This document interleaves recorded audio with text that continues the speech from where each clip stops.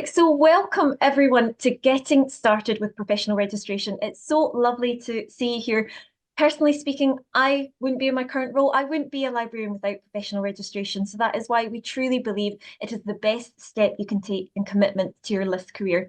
My name is Kirsten Macquarie. I'm Membership Officer for CILIP Scotland. We're also joined by my fantastic colleague Leah. So if you need anything throughout, please don't hesitate to post us a message in the meeting chat and we'll come to it as quickly as possible. Just a little bit of the technical admin so that we can get onto the good stuff.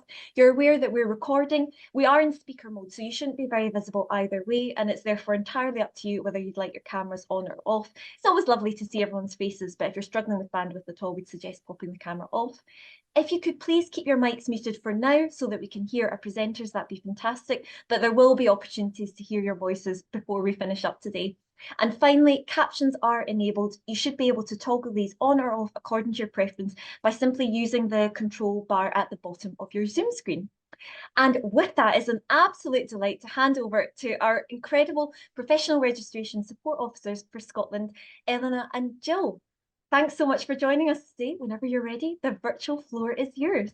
Thank you very much. And it's always great to be here on the Getting Started, because this is really the introduction for some people to all of professional registration. And it kind of explains what Elena and I are here to help you with. So this is intended for anyone who is thinking about getting started, who has already started, who'd like a bit of refresher, or even those folk who are coming up to almost being ready to submit and just want to make sure they're doing it absolutely correctly.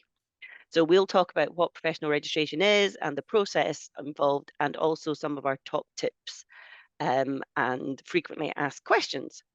Now, if we use the phrase, say, information professionals or librarians, please take that to mean we are talking about the whole of our community, because there are so many different routes of people that could be undertaking professional registration with us. We usually use the term information professionals as a blanket term, but please don't feel left out.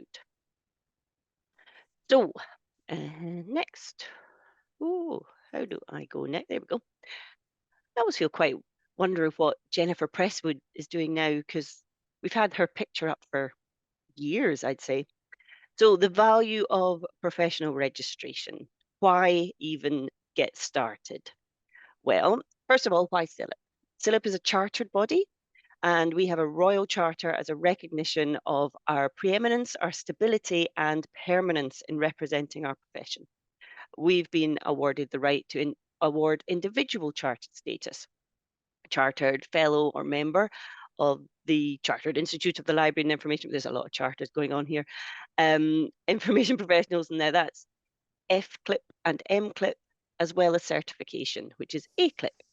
Now there's also a KM route as well for membership and fellowship, but not for certification.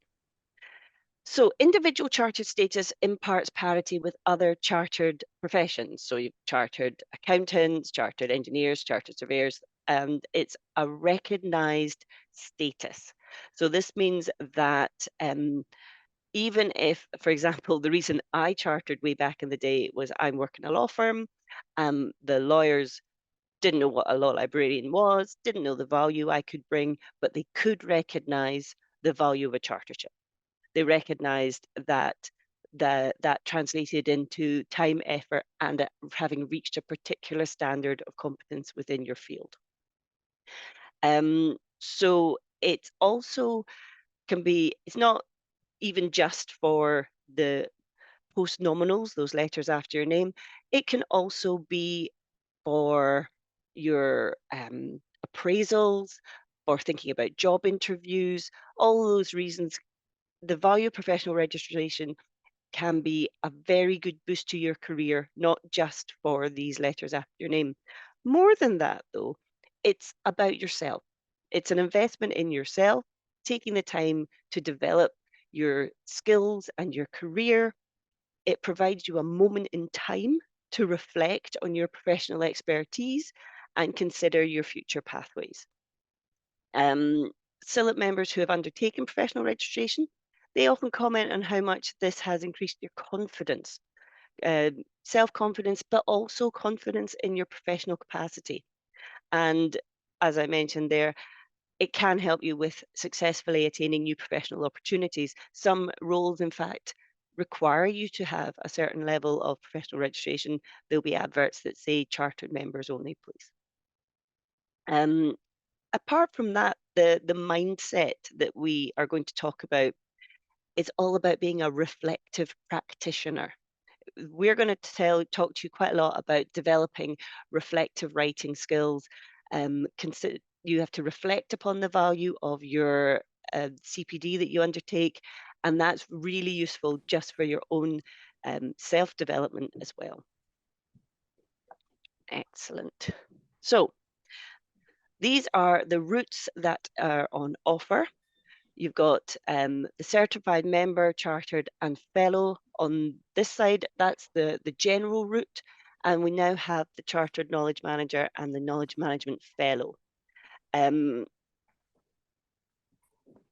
KM chartership is fairly new.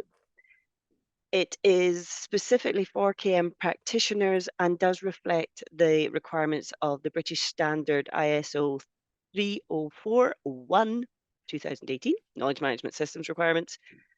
We don't actually have any plans at the moment to have a KM certified member. So if you are at the certification level, you should start with the general certification and then decide at chartership which you would like to go for. Once you have gained a level of professional registration, you can choose to revalidate regularly. Now, this is a much smaller, sorry, it's a much smaller impact on your time and energies, but it does keep your CPD up to date and shows that you will remain committed to your developing your professional practice within the framework. Now, I believe that SILP Scotland is going to put on a revalidation workshop later in the year. So if that's something you're interested in, we can also help you with that. Before you enroll and choose which level you're going to, you can look at the chartership guides and the fellowship guides and the certification guides on the public area of the SILP website. Reading these guides before you start is absolutely vital because these levels are not in a particular planned order. You do not have to do certification before chartership or chartership before fellowship. You choose at what level you wish to enter the process. So quite often as PRSOs, we will be asked, which level should I start at? Should I start at chartership? Should I aim straight for fellowship? Should I start with certification? And the only person who can make that decision is yourself. But there is so much information in these chartership and certification and fellowship guides. Read them really carefully, and that is how you will decide which level to start at. In general, certification will suit you best if you were just starting, if you're at the beginning of your information career and you're developing your core skills. Chartership will often suit you best if you have a body of professional expertise. This involves a bit more focus on evaluation and self-reflection. Now, fellowship is the highest level of award. You will have to demonstrate a significant contribution to the profession. And you also have to get supporting letters from other practitioners to demonstrate this significant contribution. So please, as I say, you don't have to go through them one by one, but you should read those guides to have a much better understanding of which level you should go for. Okay, once you've started, what support can you expect? Well, there are amazing resources, both from SILP and SILP Scotland. So the SILP UK resources, there's the candidate guide for each level. We've spoken of those, and that covers all the details. It's amazing how many people ask questions which are literally written in the candidate guide. Quite often people will download them and read them to start with, and then totally forget that they exist. So keep them there, read them regularly, make sure that you are following the guide. The candidate guides can be found in the public area, as I said, to help you choose which level to start at. But the nice thing about the CILIP website is it has, once you have logged in, once you've registered, there are dedicated candidate groups on the CILIP website.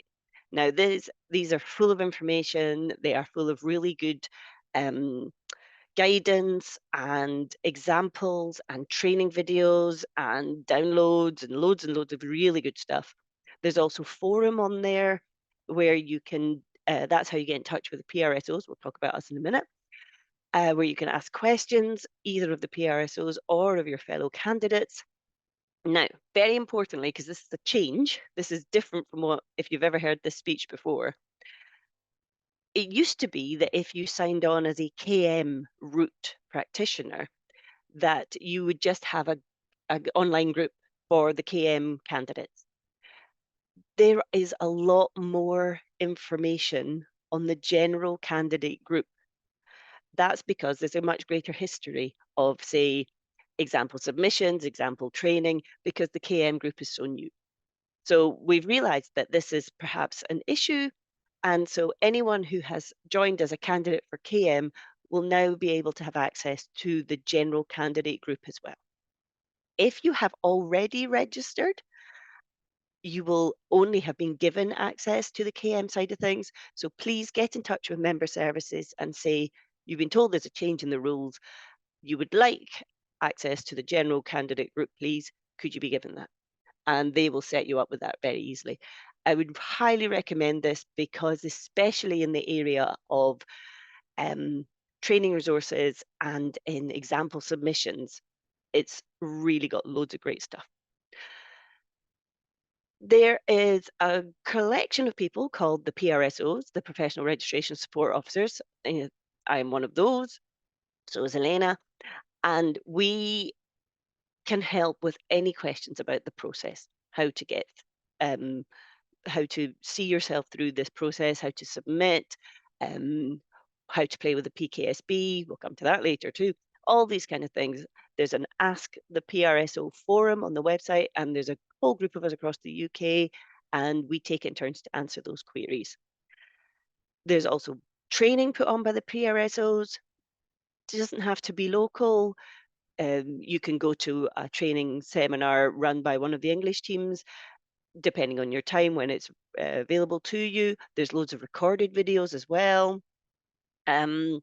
There's absolutely masses of ways you can get support from our PRSOs. We've also got a CILIP Scotland PRSO email, which Kirsten can put the email into the chat, and you can get hold of us and ask us questions. What we don't answer questions on, however, is the content of your submission itself. We only deal with process. How do you go about this? If you need help on the type of CPD that you're trying to do, your text of your submission, how you're getting on with the actual nitty-gritty meat of it, that's when you would turn to a CILIP mentor. Now, we would highly recommend getting a mentor. There is a list of mentors available. Once you register, it's on the online group access. Now, you do not need a mentor from your own area. In fact, it's actually helpful if they're not from your own area, and we'll explain why later. But mentors are the people that can help you with the actual text of your submission and the type of CPD that you're doing. There are a wealth of live and recorded registration events. There are masses of training organised by CILIP Scotland. There's a conference coming up in Dundee that we'd highly recommend everybody coming to. Peer-to-peer networking and support. There are Facebook groups. There's Twitter accounts, still refuse to call it X. Loads and loads of great resources that you can turn to. Process overview. Okay. I won't read all this out. Everyone can see this, and we'll be sharing the slides afterwards. But it's a fairly well documented process. You do need to be a CILIP member, and you do need to enroll. We will be going through all of this in quite a lot of detail, so I'll just skip on. The group. Right. As already mentioned, there is a professional registration candidates group and a KM professional registration candidates group. Um, you have to log in, so you will be logged in. You then go to your profile or your feed and click on groups. If you are a member of loads and loads of groups, you can search. Having said that, you can just scroll down. Obviously, don't scroll down if you're doing a presentation because that just changes the slide. But you could scroll down and they are just magically there. Um, da, da, da. There's so much good information on the groups. I would highly recommend playing on it at the earliest opportunity. Finding a mentor. Now, as I said, this is optional, but we would highly recommend it. The Select Mentor list is on the candidates group pages. It's a spreadsheet. You should not keep a copy of the spreadsheet. You should look at it on the screen because it is full of personal data. The mentors are obviously kind enough to give over their contact details. So please don't keep a local copy, just look at it on the screen. If you have had trouble finding a mentor in the past, because I do know that they're very busy, there has recently been a new intake of mentors who have just been trained. So the group has increased recently. So you may want to go back and have another try of matching yourself up with someone. Because there are PRSOs, the mentor will not be advising on the process. If you have any process questions, either do ask a PRSO on the forum or your mentor can forward on your query. These guys are for your CV, discussing your skills gap, their support, they're just for talking about your personal development. What's really good about having a mentor is that they can also provide wider sectoral awareness.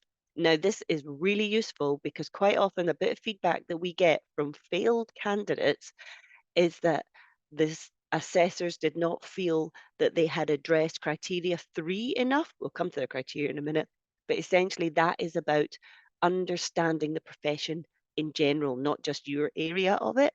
And if you have a mentor who is in a different part of the profession, that can be really helpful. You could maybe have um, visits to their library or their information service, or you could even have a Zoom tour around their service, or they can just explain things about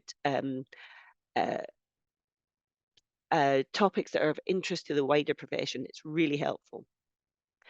Um, if you want, you can have a mentor who is out with CILIP. It's a personal relationship that you have with a mentor, but the CILIP mentors have been trained for this professional registration purpose. So we would recommend, if you can, to find a CILIP mentor. The mentor relationship is personal between you and your mentor.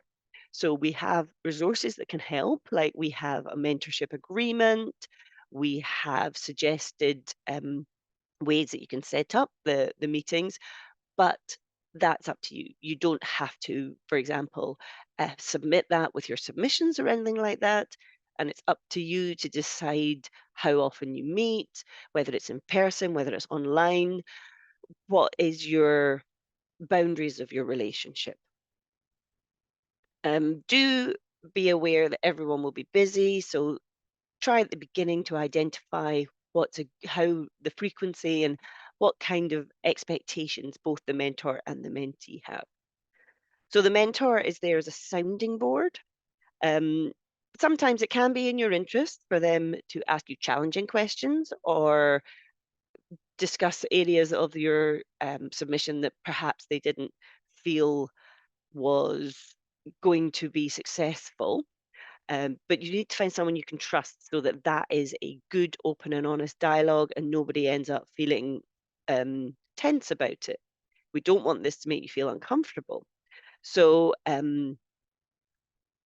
the if the mentor-mentee relationship simply doesn't work, sometimes people don't click, then we wouldn't advise you sticking with someone that doesn't make you feel good. And you would just say, could we stop this relationship? And we'd go and find somebody else. Also, you may find that maybe somebody's changed a job and the logistics just don't work anymore. This is an entirely flexible and personal relationship, and it is not an obligation part of professional registration. Um, we do, however, the mentors that Philip train are so lovely, and they know why everybody's doing this, and they're trying to work with you towards it. So if you can get a mentor through this list on the groups, we would recommend it. At this point in the session, we do like to highlight just the overall um, flow of the professional registration journey. I hate that word, but we'll go with it. So just to give you an idea of what we have to do. You start off with the self-assessment on the PKSB, the skills mapping that we do. We're going to come to that in great detail later. Don't worry about it. That's how you start. You start by doing a skills map to see what you're going to develop in your registration process. You then undertake professional development activities to meet those skills that you're wishing to develop. You build evidence pieces from those professional development activities, and you put those activities and the evidence pieces towards an evaluative statement. Now, the evaluative statement is only 1,000 words long. So only you have to really focus. One of the skills in this is genuinely bringing the text down to 1,000 words. And it has to address three criteria: personal performance, the context of that performance within your organization, and the context of your work within your development within the wider profession. Um, Again, we'll be doing this in great detail, so don't feel you have to write all this down, just to show you where everything fits in together. Other pieces of evidence that you have to follow in as part of your submission are your CV, your job description, and the aims and objectives. Now, bearing in mind you only have 1,000 words in your statement, we highly recommend using these as evidence too, because you can annotate them. Annotations on your evidence and on your CV, job description, and organizational aims and objectives do not come within the 1,000 words. So we're really going to suggest that you push quite a lot of your words out to reflective annotations on your evidence. For fellowship, you also require letters of support, as I mentioned earlier. Cool. Now, the all-important criteria. This is also one of the ways, you'll find all this information in your guides. Incidentally, please don't try and write this down. But this is one of the ways where you decide which level to go in at, because you'll see that there are different keywords that you are asked to deal with at different levels. The three criteria that you always have to bear in mind are personal performance, organizational context, and wider professional context. Now, one of my best top tips for any submission is to break your page down into those three headings. And if what you are about to write does not fit neatly into one of those three headings, then it's not relevant enough. It has to hit one of these three headings. Also, if you split your page out into those three headings, you will very quickly see if one is much bigger than the other two. Or in fact, as we say wider professional context, say you haven't written anything in there at all, then you know that that is somewhere that you're going to have to really develop, because the assessors want to see equal time and effort given to all three of these contexts. So let's just have a wee look at the difference between these levels. We've got in certification, it's mostly about identifying, undertaking, considering, examining, enhancing your knowledge. So it's more about the skills. It's a wee bit of thinking, mostly about the skills. No, whenever I say that though, please, when I talk about reflective writing later on, reflective writing should flow through everything. So even though, yes, there's a greater emphasis on reflection in chartership and fellowship, do keep trying to do reflective writing even if you're in certification. Reflective writing flows through everything in professional registration. In chartership, you are undertaking these activities with as before, but you are applying them and reflecting upon them. In the organizational context, you're now evaluating, showing your abilities, and reflecting. In wider professional context, you are again reflecting. Fellowship takes that the step further. So again, you're undertaking, applying, and reflecting, but we're now evidencing substantial and significant achievements and contributions. So you'll see the different levels. On the KM side of things, we've got the chartership and fellowship for KM now. And you've still got the same 3 criteria to focus on. But for this, the type of activities you do and the areas that you're going to develop have to come from certain areas of the PKSB.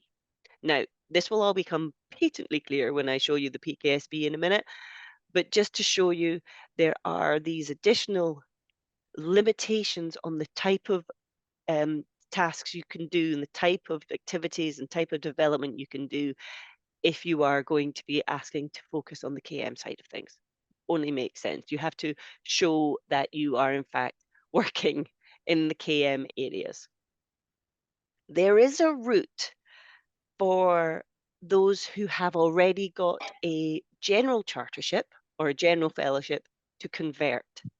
Now, I've actually just done this. Fingers crossed. I haven't heard back yet, but I have submitted, so I'm very pleased with myself. So if you have a chartership or if you have your level of professional registration already in the general area, there is a conversion route. It's very similar, but in the conversion route, you only have 500 words to cover the 3 criteria. And believe you me, that's a small amount. So anyone who has got any questions about the conversion route, I'm more than happy to chat about that later. But I know that's a little bit of a niche area, so I won't talk about it anymore just now. So the what level? There are these 3 levels to professional registration, and you don't have to jump through them. You don't have to go through them in order. You can go in at whichever level you want. Already talked about this to a certain extent, so it's basically what you feel confident in.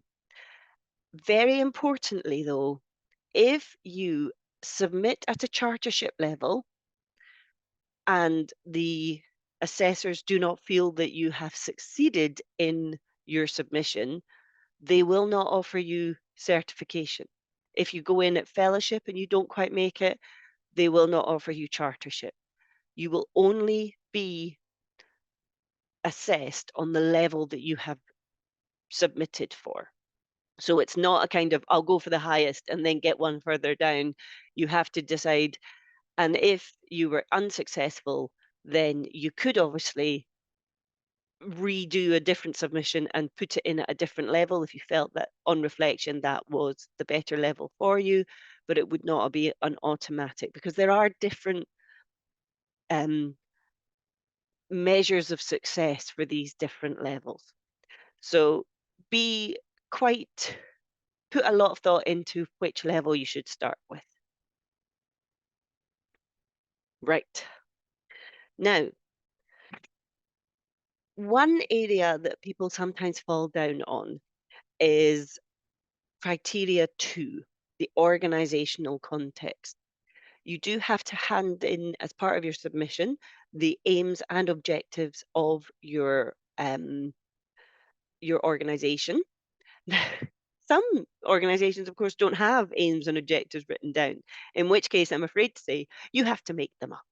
Like you actually have to write the aims and objectives that would apply for your organization.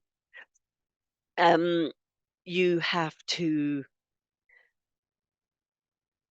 I'm going to focus on chartership because that is where the majority of our questions come from. Also, that involves quite a level of reflection. So I cannot emphasize enough how much the assessors talk about reflection. So we have to pick out these words. These are the action words that we want you to look at. Examine, evaluate, show your ability, and reflect. Now, you've only got a third of 1,000 words, but this is where you would say you could have put some of the reflective comments, certainly any of the background, put that onto the um, annotations that you've written in your evidence that you're putting in. So the aims and objectives of your organization, you would put it in there. Don't put background about your organization into the text of your submission. And in fact, always think, do they need to know the background? The reflective comment and the comments about how you feel are the important things.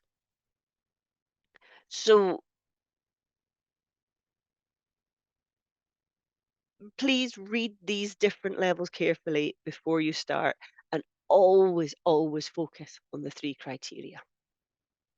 Okay, so evaluation, reflection, and peacocks. Now, those words that we picked out earlier are the heart of professional registration.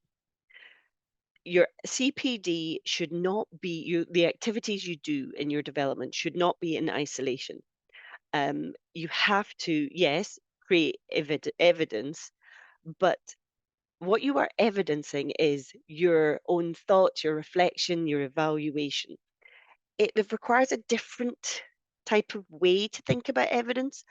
The evidence is not that you attend something. The evidence is about what you've learned, what you've applied in practice, and how you reflect on that experience. Now, there's going to be quite a lot of chat about what type of evidence you can use later, but start to get to the idea that evidence is not just here's a slide deck from a webinar I was at, because that doesn't tell us anything about your activity and your development in that process. You don't want to collect evidence from everything you've done in the time period that you are doing your submission. Throwing everything except the kitchen sink at it is going to not be successful. Part of your reflection is, in fact, identifying what is relevant and what is not relevant. You have to focus on those 3 criteria. I know I'm saying this so much, but it is utterly vital. If a piece of evidence that you are considering putting in does not easily match into one of your 3 criteria, then there really is no point putting it in. An evidence piece can work for more than one criteria at a time. My recommendation, and this is not a requirement, not in any way be a requirement, but my recommendation, and it worked for me, is to have a spreadsheet with what activity you undertook, when it was, all those kind of dates, a reflective paragraph about what you felt about that activity, but super importantly, have another column that says, what criteria is this? What area of the PKSB is this? You can have more than one, but if you cannot put a criteria and a area of the PKSB on that piece of evidence, on that piece of activity, on the development work, then it's not going to be relevant enough to put into your submission. Now, why is there a peacock? In fact, there are 2 peacocks. Why are there 2 peacocks on this picture? Well, this is something we are not good at as very doer Scots people. You have to be a very brightly coloured peacock.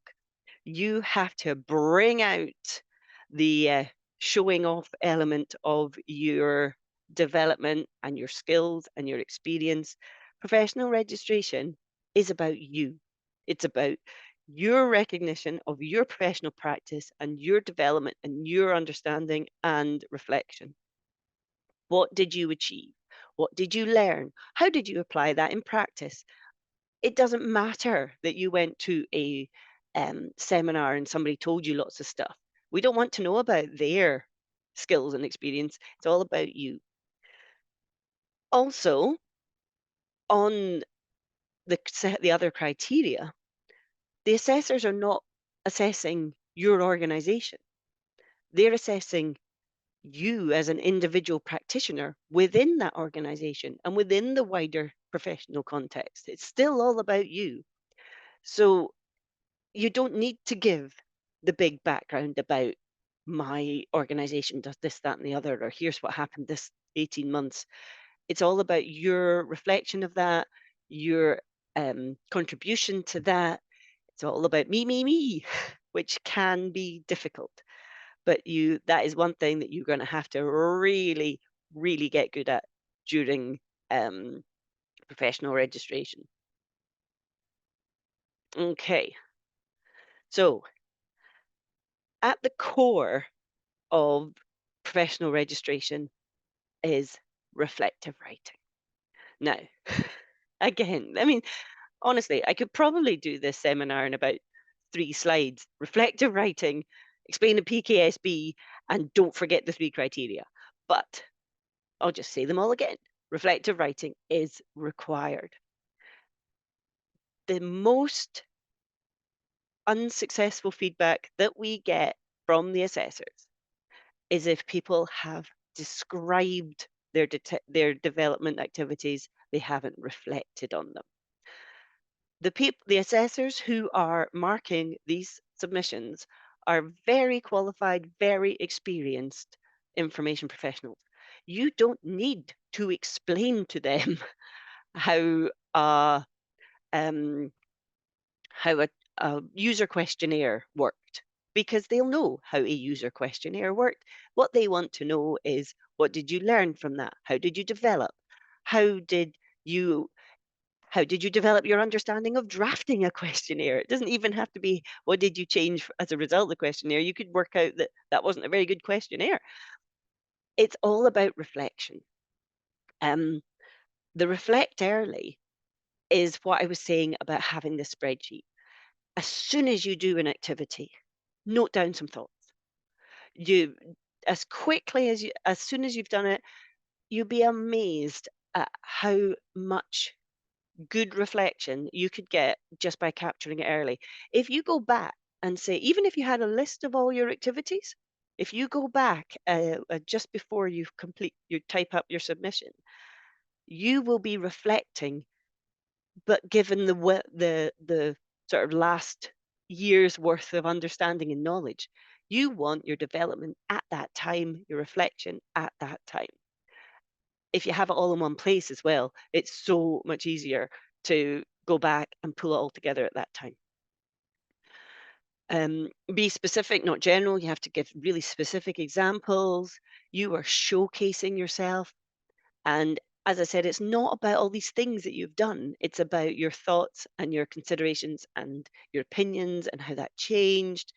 Um, this value of reflection thing is really good. Emphasize the link between what you thought about yourself, what you learned about yourself, and how that changed how you worked and how you became more useful in your practice. It's all about I. Your writing should be a little less formal than maybe a report that you would write because it's all in the first person. You want to talk about yourself. Da, da, da. So even if it's just something like reading something or listening to a podcast, you have to emphasize your reaction to it. So it's your reflection and how that changed or impacted upon your own development. If you build your reflection into your evidence pieces, so you can annotate them and what have you, then that is pulling some of the word count away from your um, evaluative statement, and it is giving the assessors the confidence that you are a all-rounded reflective practitioner. You're not just reflecting in your submission, you're also reflecting all throughout your evidence as well.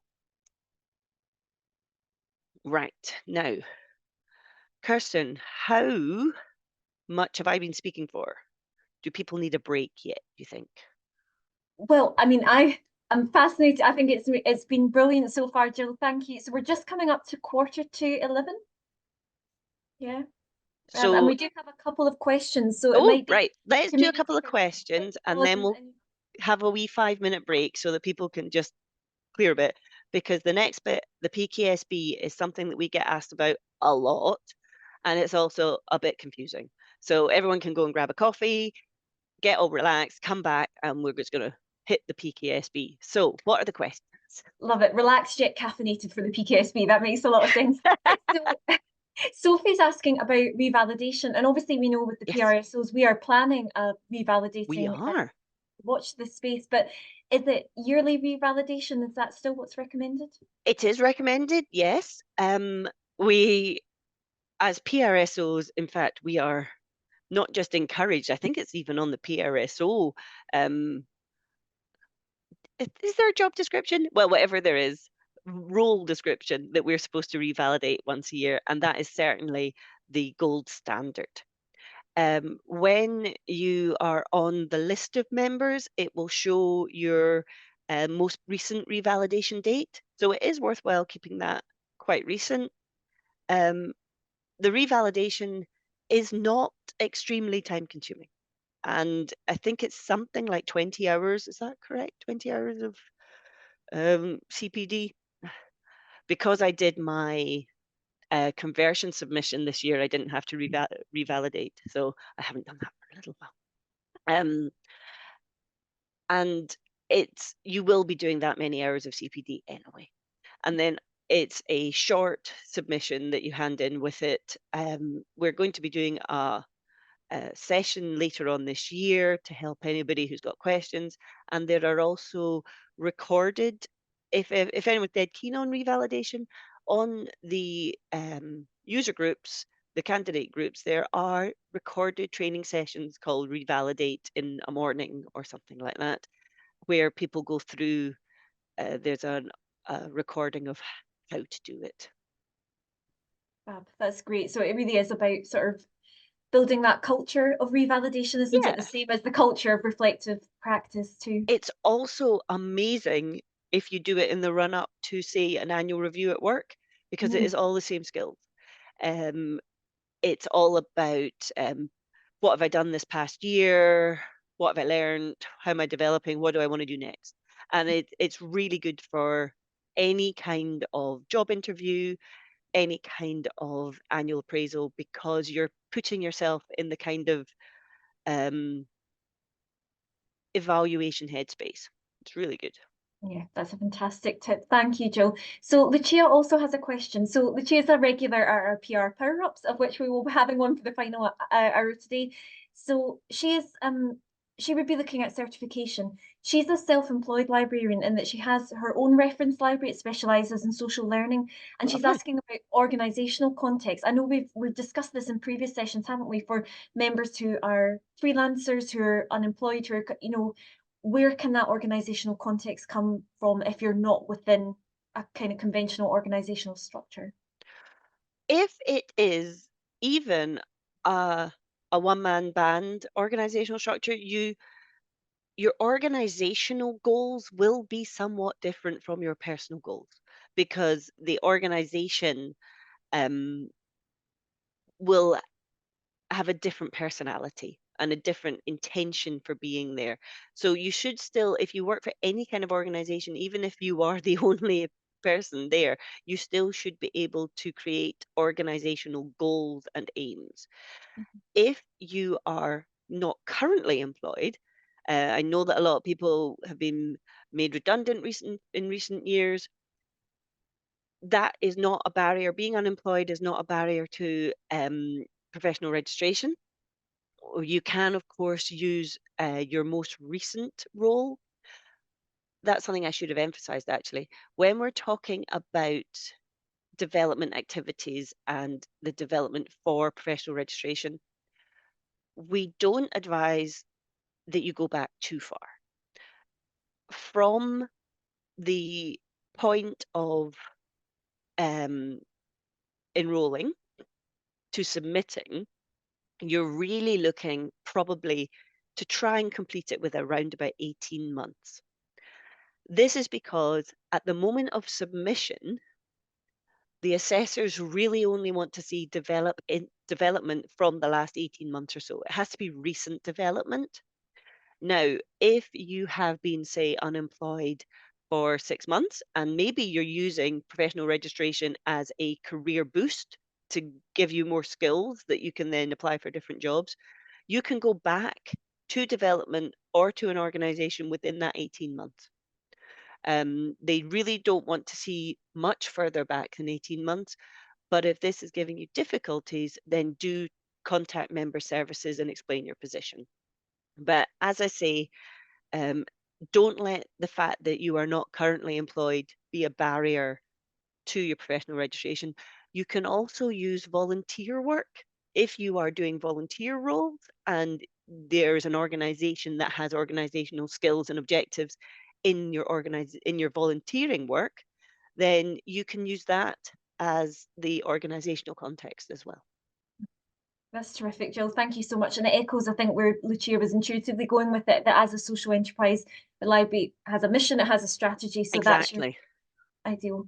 Thank you. And we've got one final question from Charlie, that if a candidate doesn't pass after submission, can they resubmit based on the assessor's feedback? And if Yes. so, is there a limit to the number of times you can resubmit? So hopefully nobody here, we're all paying attention. That won't happen, but hypothetically, is there a Yes. limit? We do get asked about unsuccessful. Everybody obviously is, you put a lot of effort into this and you want to know what your chances of success are. But if you are unsuccessful, the assessors have two options. The first option is to say, I'm sorry, you haven't really got this.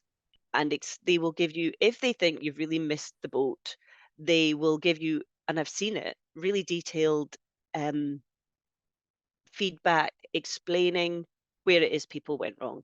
And as I've said, the main things we see are not enough reflective writing or not enough evidence of reflection. I mean, you may think you're the most reflective practitioner in the world, but if you don't get those reflective words down and show your reflection, it's not going to get you anywhere. And also focusing too much on one or two of their criteria and ignoring the other.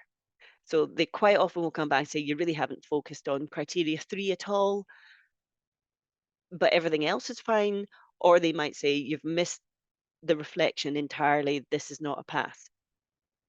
If they feel that you're really close, if they think it's just that they haven't really talked about this area, they can say, please give me a 500-word paragraph to try and bump you over the edge, to try and discuss those parts that they feel you missed. And they will have given you feedback on what they feel you missed. So if you are close, they do give you this opportunity to just add on a little one paragraph. They will only do that once though. So they can say, right, resubmit this add-on paragraph, and then we'll see if that gets you over the line. If they say no, what they also recommend is, because do people do then just hurriedly repackage and resubmit for the next assessors meeting, and those resubmissions are very rarely successful, because if it was a big enough problem that it wasn't successful entirely, they advise you to take it, review it, take it apart, then put it back together, and also be aware of your deadline. So if you had lots of development that was, say, right on the bang of 18 months to 2 years when you submitted, and then you're resubmitting 6 months later, watch that a bunch of development hasn't fallen off the end.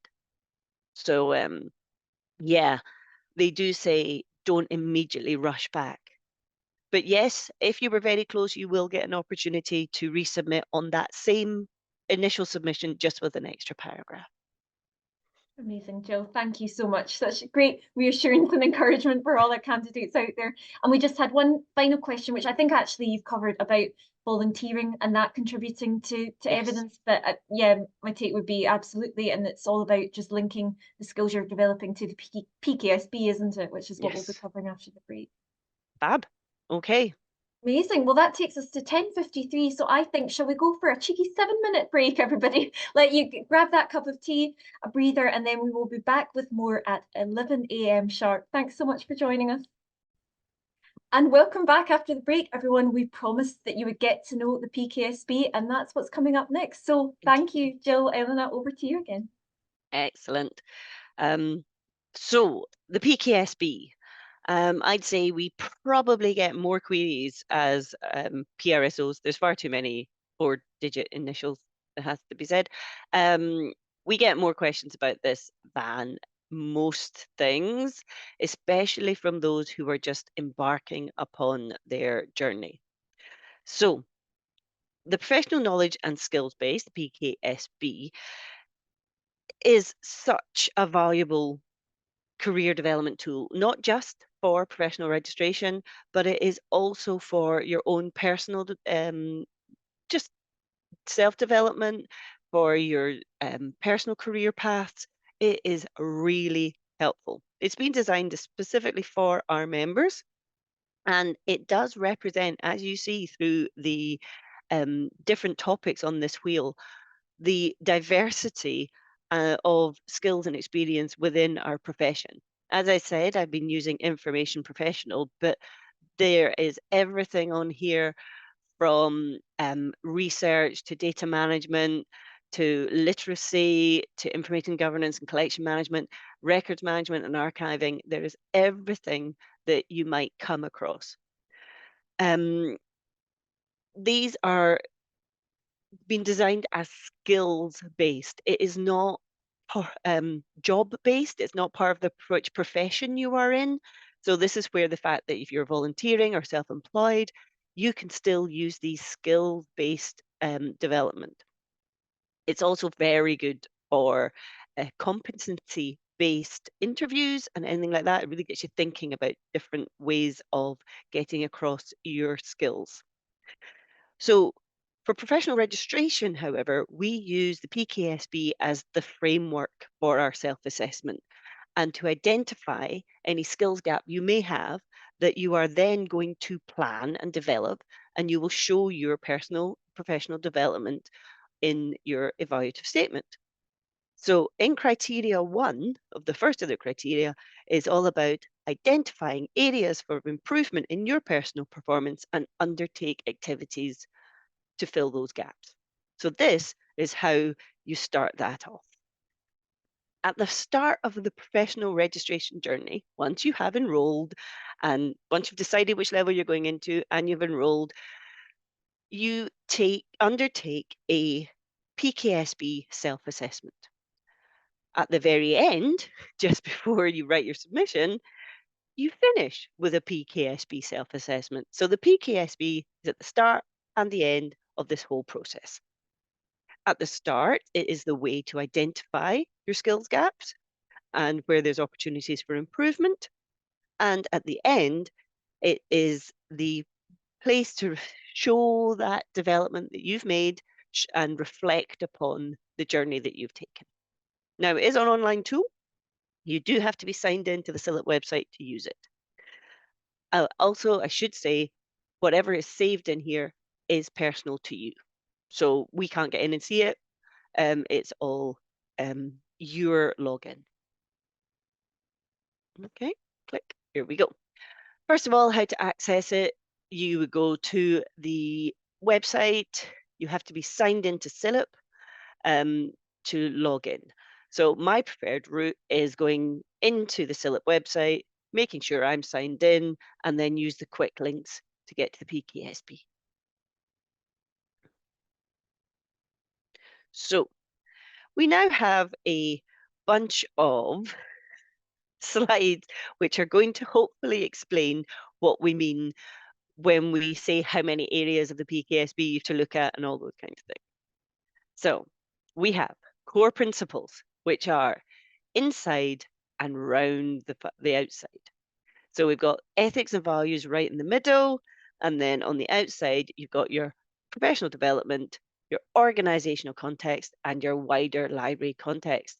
So these are the three criteria that we always mention, and this is your core principles of ethics and values. So these core principles, we are at the core, but they also encircle everything we do.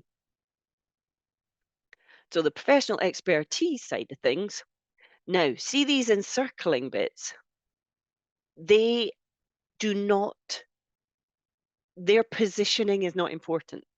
Those three things on the outside encircle all of it, but it's not like this bit belongs to personal development, this bit belongs to organizational. They just go around all of it. The difference is in these colors. Professional expertise is in the kind of teal color, and the generic skills are in the pale blues.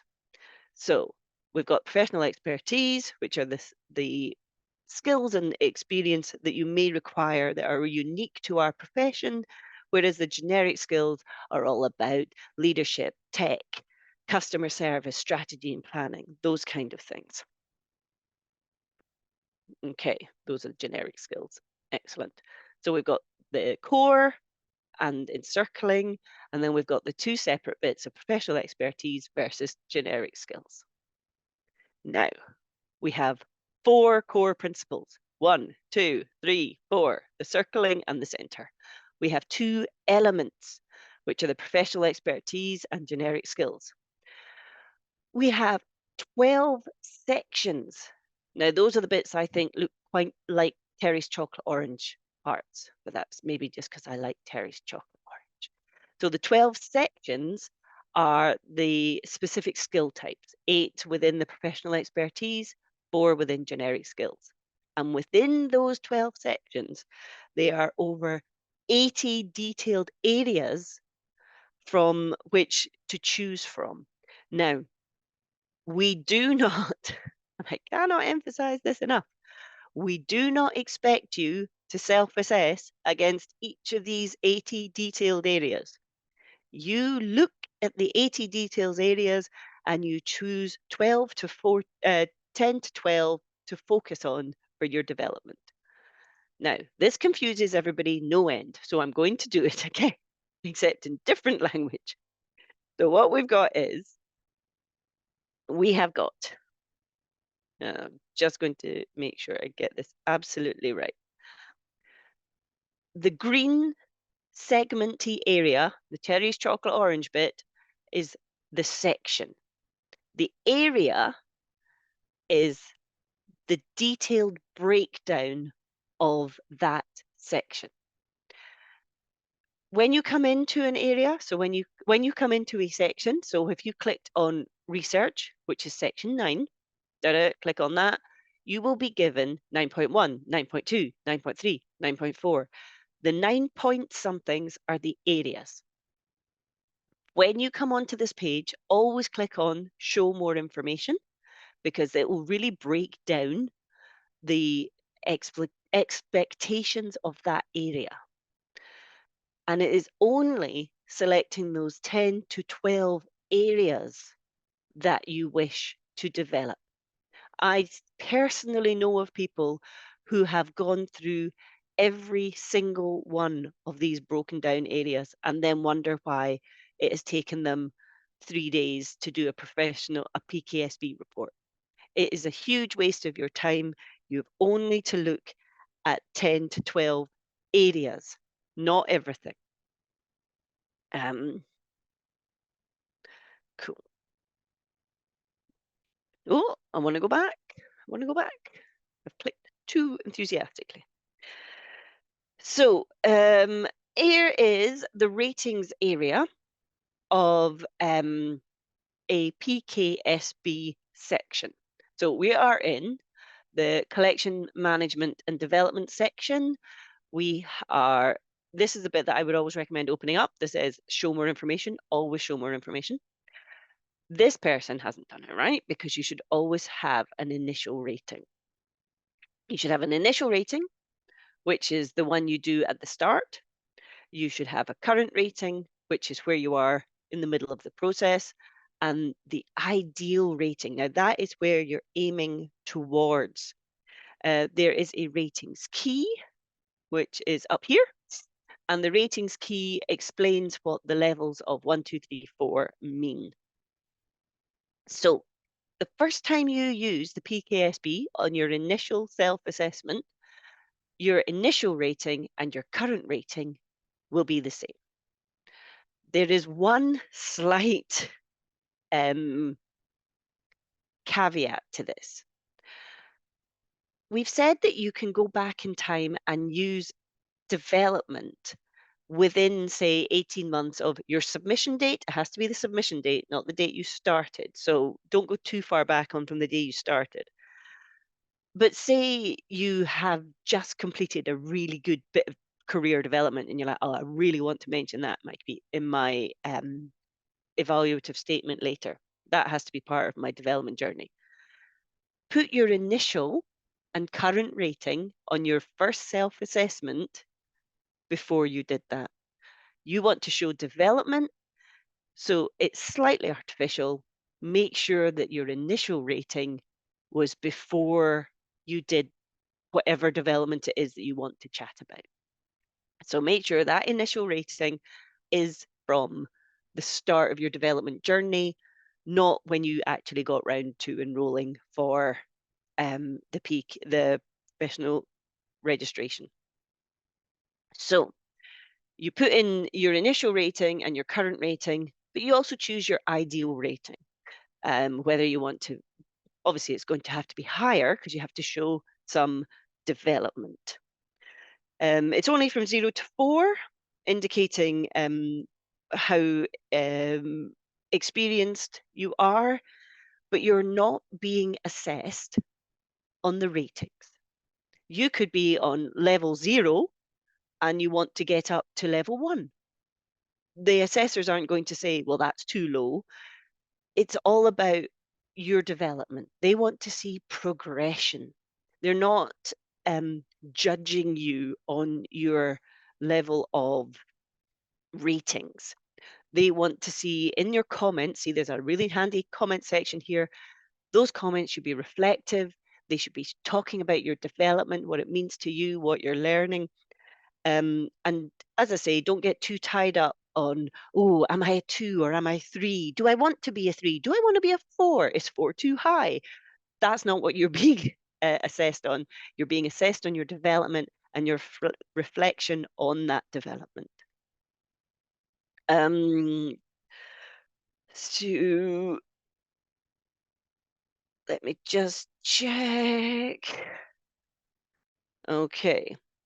So the other thing you should always think about is if you're using it for professional registration, keep bearing in mind the 3 criteria.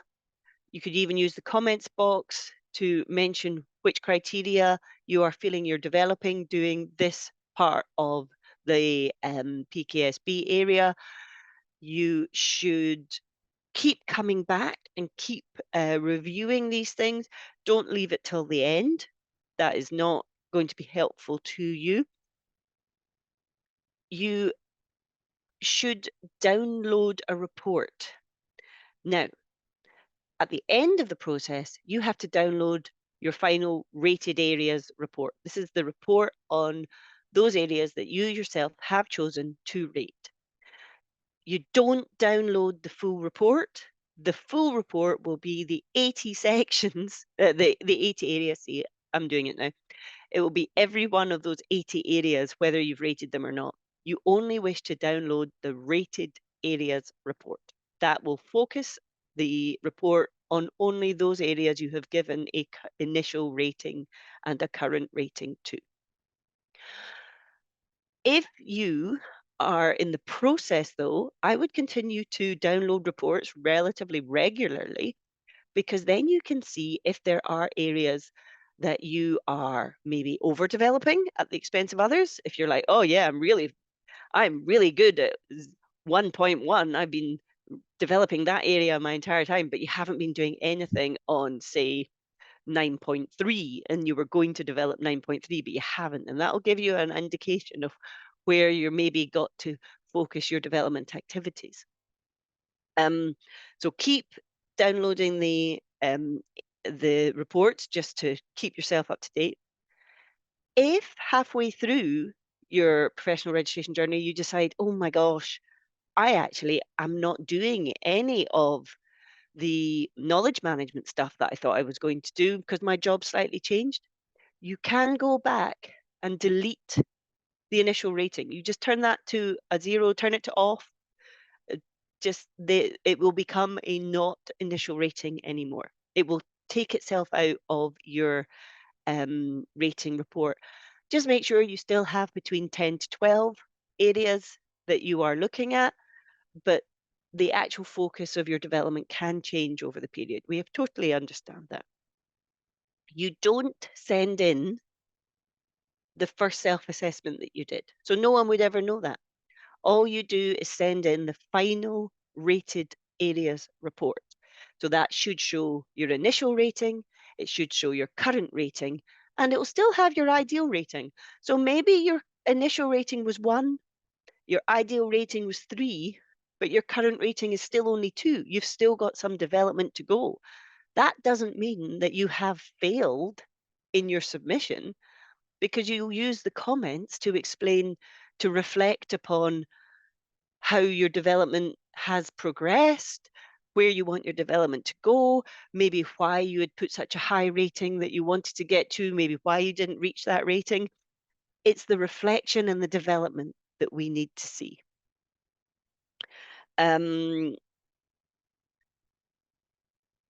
I think that's all I. Oh yeah, I'll just mention this now. This should make a little bit more sense.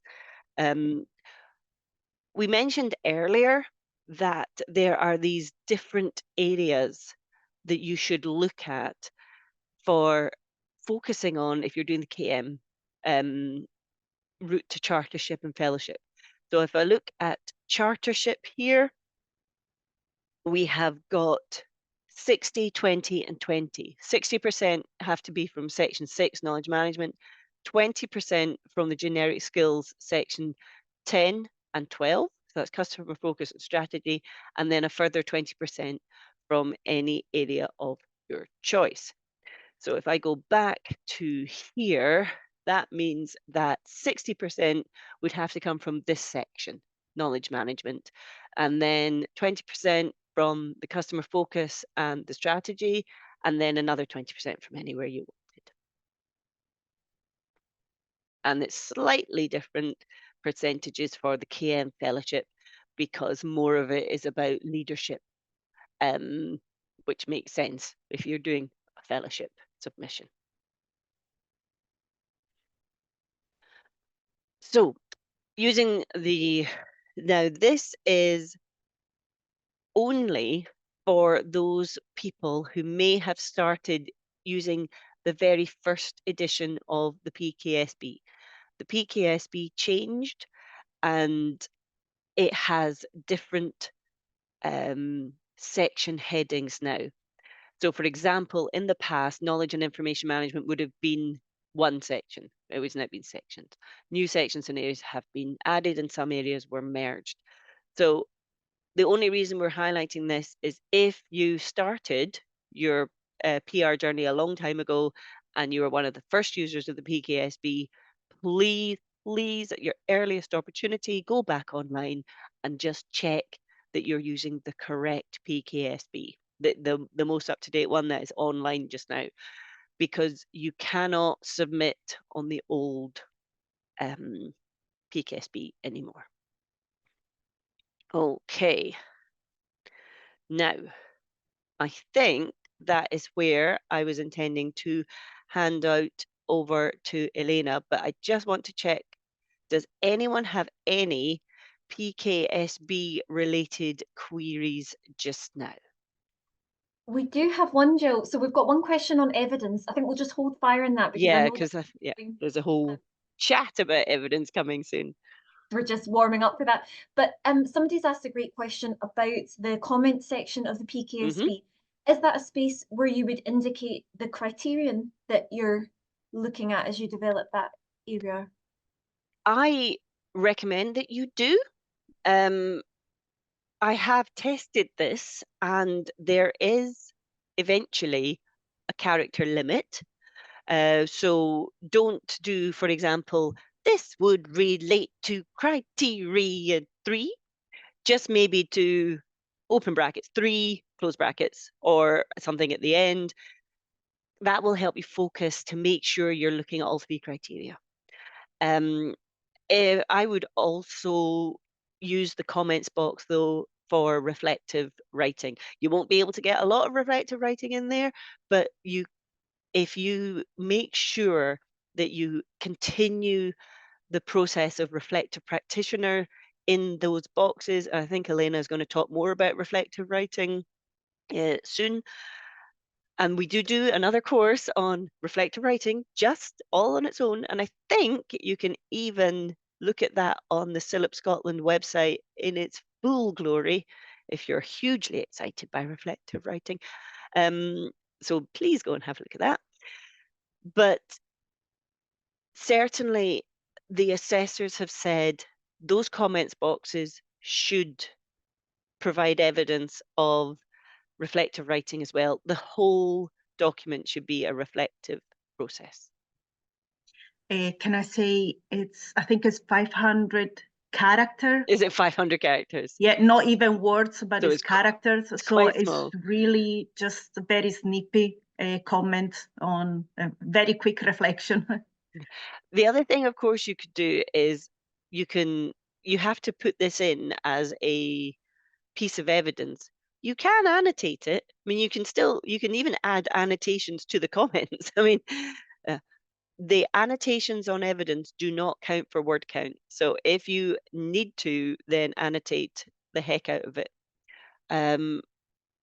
Just don't fill up your word count with description. They're very anti-description. Great, thank you. And yes, we'll be coming on to that in even greater detail, won't we, when we look at particular evidence pieces. We've got another couple of questions that have come quickly in. So Jamie's just looking to confirm that what the assessors actually look at is the final version of the PKSB. Yes. And they're asking, is that the way it looks right before you submit? It's actually a PDF that you download, isn't it? Of the Yeah, rated so the rated areas report is just a PDF, and it shows only those areas, and again, those areas are these little yellow bits here, only those areas which you have given numbers to, and it will show you the initial rating, the current rating, target rating, and comments. That's all it shows. And there should be 10 to 12, I think, for the KM one, because we appreciate that we are limiting where you choose your topics from. I think it's maybe only 8 to 10 you have to do for KM. Those areas, but that'll be in the guidebook. But I think it's 8 to 10 areas for the KM route. Perfect, thank you. And Charlie's also asking, at what point do we complete the target rating? So that would be At the start. at the That start. is part of your initial self-assessment. You say, I am a level 1 on research process. My current rating is level 1. My initial rating is a level 1. I really want to be a level 2, or I really want to be a level 3. And then the development is how you get on with that. Fantastic. Yeah, and I think we've probably mentioned already as well that the PKSB, it does stay as part of your CILIP portfolio as once you're logged in as a member. For example, that I've relatively recently completed chartership. When I go in, I can see what my target. So there's nothing wrong with, you can then, if you do go up a level, if you go for fellowship, for example, your target can increase again. It's a very dynamic document, isn't it? And it is, it's slightly jokingly, it's not just for professional registration. It is also for your own use. So once you've finished, you can use it for revalidation, you can use it for your personal appraisals. If you're about to take on try and apply for new jobs, you can use it to identify your own skills and expertise.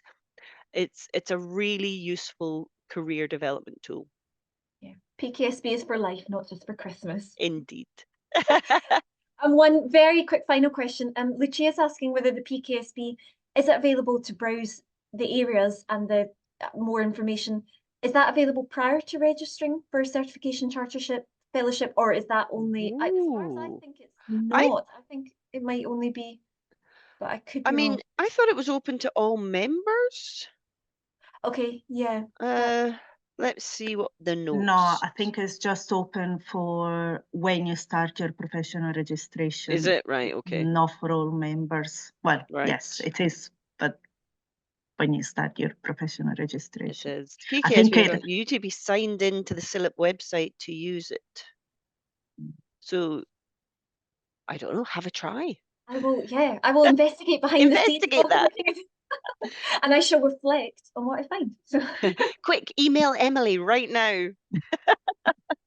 quick, okay, well, I'm on Teams. Everybody else press on with fantastic evidence. But thank you so much, Jill. That was terrific. Cool. I will go on mute and stop my video, but if I can, I might just jump in. You know me. What I was interested in is to peruse the areas to be able to choose precisely what I would like before the registration. That was what I was curious on. But I understand it's only when you actually register and you. Well, let us confirm that, because the guy, it's a bit unclear on the notes I have. So we'll check that for you. Should I start? Yeah, go for it. Yeah, Thank you. right. I'm going to share my screen very quickly.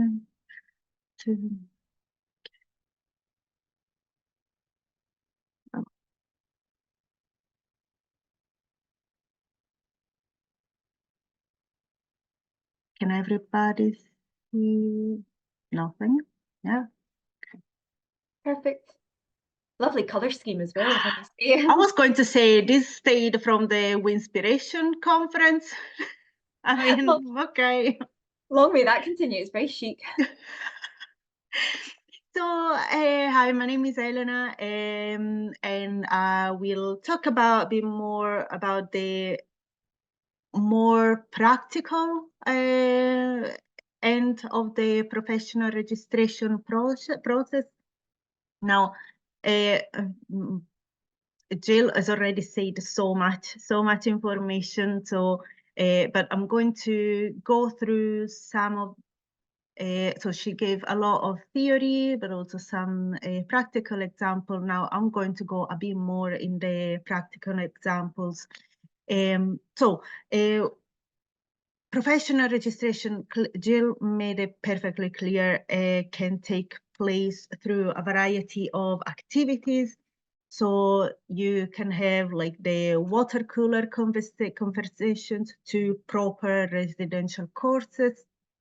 Now, what is important is how this is taken forward into your professional practice. So how you have applied what you have learned, your evaluation and your reflection on the outcomes of whatever conversation you had to the courses that you took.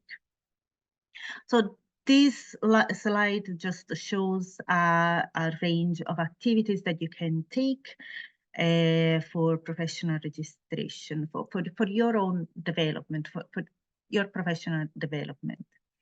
Now, on the top two rows, well, yes, you have activities that you can just do from your desk.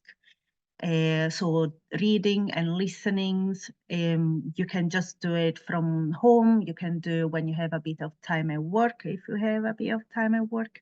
But the bottom two rows, you have like in person, where you have to do like active engagement. So, and this will also help you reaching out. So you have networking, you have visits. Jill already mentioned visits to other services, to other libraries. So this is what we are talking about. Now, Philip can help you a lot with your development, especially you in the e-learning hub. We have a lot of webinars, a lot of courses that you can take at your own time.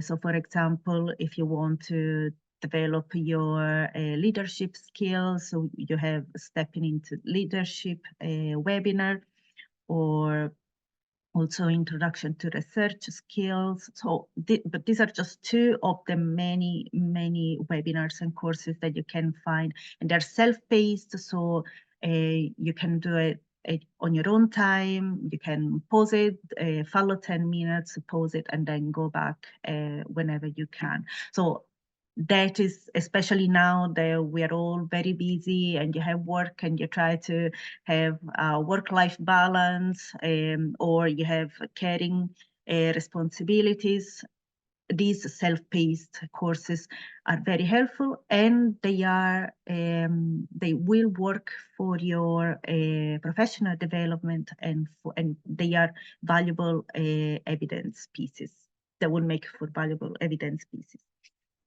Now, just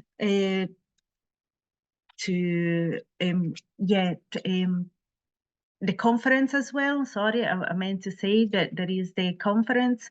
There is the CELIPS conference in June, but also if you want, there is the CELIP conference. I've seen it recently advertised, and I think that's in July. So these are great events for networking. So it's great for, especially for criteria number 3, if you ever struggle. But I would believe this could be good networking events, and like today, because we get in touch with people, you get to hear from other people in other services, in other information services. So I'll just go forward. I don't know if you can see this very well, but these are 3 images. One is of a certificate, one is an email, and another one is just a CELIP image. Now, just very quickly, would you include these images in your submission? Just very quickly, yes, no, and why? Yes or no. You can pop it into the chat. So if everybody had a chance to pop into the chat what they think of each of the image. So a certificate of a course attendance, yes and no. So no, it cannot just be the image. It cannot just be the image itself. Okay, you have to give it context. You have to say what were your takes on this course. So what did you learn? Did you apply anything from the course? So you're already doing the reflective practice already. When you want to include something, you have to think, how is this going to help in my submission? And also it has to tie in with the PKSB areas, as Jill was saying, but also with which criterion is this tying? So is it going to be for criterion 1? Did you apply what you learn in something for criterion 1, criterion 2, or criterion 3? It could have been a perfect example of networking, because you might have been able to share ideas with other people from other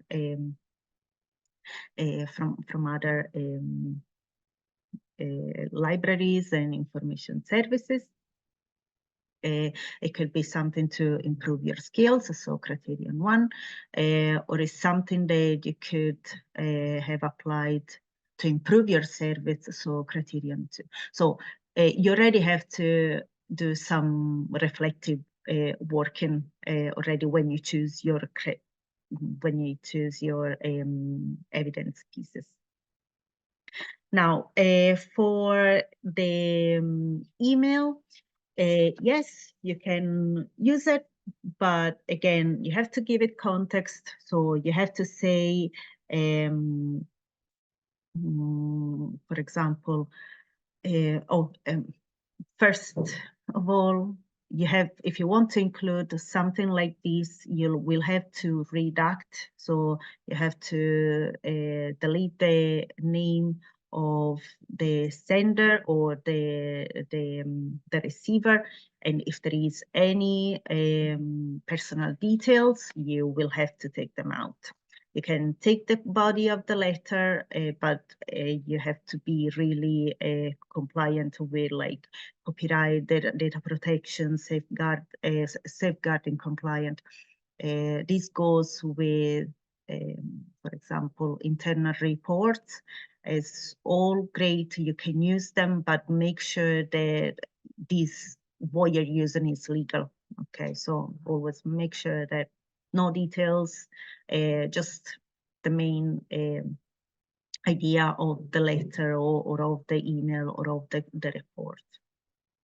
So yes, you can use a email trail in your evidence, but again, you have to give it context. You have to put some annotations. You have to make some reflective comments, and you have to make sure that the email or the image or the certificate is meeting the assessment criteria. Because otherwise they wouldn't be good pieces of evidence. They probably wouldn't, well, they would be counted much less as they would if you put some comments and reflective annotations. So you have to make sure that you're illustrating the point that you're trying to make. So again, and this goes all back to what Jill was saying. You have to make sure that everything is, yeah, you're doing some reflection on all your pieces, in all your pieces of evidence, and this will help with cutting all the to meet those 1,000 words in your reflective piece. But if you have already done all the reflective writing with all the context and everything in your evidence, in your pieces of evidence, then this will help so much in the when you're writing your evaluative statement. Is going to help so much. You would just need to refer back to the evidence, and that's it, you know, and just show that you have reflected, you know, you give it context, you know what you're talking about, you have met the criterion, you have a tie-in with the PKSB, you have shown reflection. This is what we can say. So, and just an image. Now the image is all nice and pretty, and it's very nice to have it there. We all love images, but again, provided with context. Otherwise, it's useless. Just an image. By now, probably we have understood that if you don't provide some context, if you don't provide some reflection on why are you using this image, why are you using this certificate or this whatnot, you know, you have to show that you are using this specific piece because you have learned, because you have this experience and you have learned from this experience, and then you have applied what you have learned, or you think you could apply what you have learned in specific contexts. Now, I hope this makes sense. Now, yeah, well, the other thing, and we will get back to these later. In your submission is a maximum 30 megabytes, and it's really, really not a lot. Especially, again, if you love pictures, you will have to format these pictures to make them nice and small, because otherwise it's going to mess up the whole file size for your submission. And it's a hard limit of 30 megabytes, and it's not a lot. I had to resize so many things, and even if you're taking a screenshot, that counts as an image.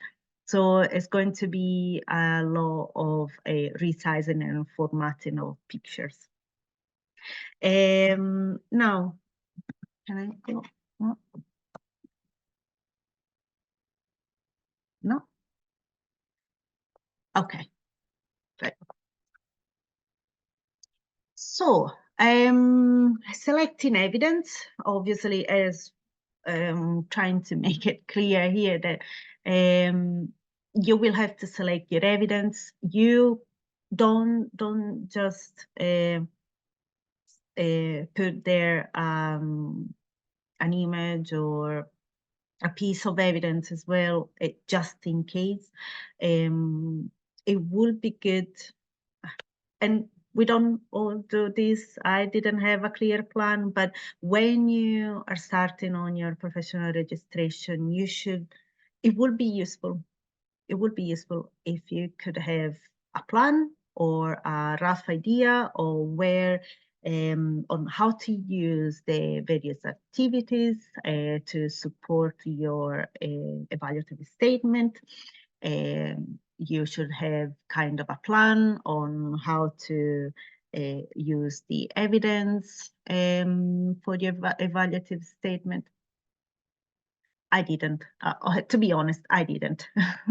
Very bad. I shouldn't say this, but I didn't. And at some point during the process, I was a bit, I don't know, what am I going to do with all this evidence, with all these pieces of evidence? How am I going to use them? How am I going to tie them? Because yes, okay, I've looked into the PKSB and I tied the evidence to the PKSB and the criterion on the criteria, but altogether, it was a bit, not all over the place, but it wasn't all nice and tidy. Now, I had help from my mentor. It was amazing, best mentor ever.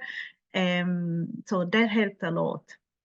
But also, I didn't do getting started with professional registration, so all my bad, to be honest. So this is to say, have a rough idea on how you would like to use all your evidence, because I'm sure you already have enough evidence. You will already be good to go. You will just need to sit down and write the reflection on your pieces of evidence. But you already have. I'm sure you have been in a meeting or in a or at an online event like this one that you could tie in with your areas of interest from the PKSB, and you could also see that, oh yes, this is professional development. So I could put in criterion 1, or oh, this is with my this is already going on with my works of aims and objectives. So you could already put that experience that you've done in criterion 2, and so on. So the thing that I'm trying to say is that just select the best looking and the most useful experiences that you had, and write about this. Write about these experiences. And this is all, you know, it's even because the assessors, they will want quality over quantity. So just pick the best representative of what you have learned, the best experiences that have represented your skills, your development, your improving the skills, and write about this, right? Why did you do that course? Why did you go to the event? Why did you speak with those people? And what did you learn? What are the outcomes? Do you think these were useful experiences? Did you learn something? Did you manage to implement these experiences and what you have learned? So just a convoluted discourse to say, choose your best experiences, and you will see that when you have done a bit of reflective work, this is all for your chartership, your certification. Well, for fellowship is going to be a bit more, but that's the main, yes, that's the main idea, you know. And when you have tied with the criterion and you have tied with the PKSB areas and sections, you're good to go. So yeah, once you have undertaken your CPD, just make sure that you are selective. Okay. Now, when you are, this is, it says in the slides that it could be an optional activity, but I think this is a very important activity because both the STAR framework and the what's so what and now what frameworks are really, really important frameworks for not just for the professional registration, but really for everything in your career. When you are writing a statement for when you're doing a job application and you have to write a statement, especially in our environment, you will need to apply either one of these frameworks, either the STAR framework or the what's so what now what framework, because they are showing that you're thinking in a certain way. So yes, so for example, I'll just go through the STAR framework. So the situation, STAR is an acronym for situation, task, action, and result. So the situation is basically what, who was involved, the challenges and issues. So for example, is there a particular problem that you're trying to resolve? And what was the situation you found challenging at work? The task stands for basically what do you want to achieve, and if you found a problem area, what would your ideal solution look like? The action is basically what steps did you take to resolve the issue or the problem? Why did you do it that way? And what were your feelings when you were doing that action? The result is what happened after your action. So as a consequence of your actions, did this resolve the issue? Did it work? It didn't work?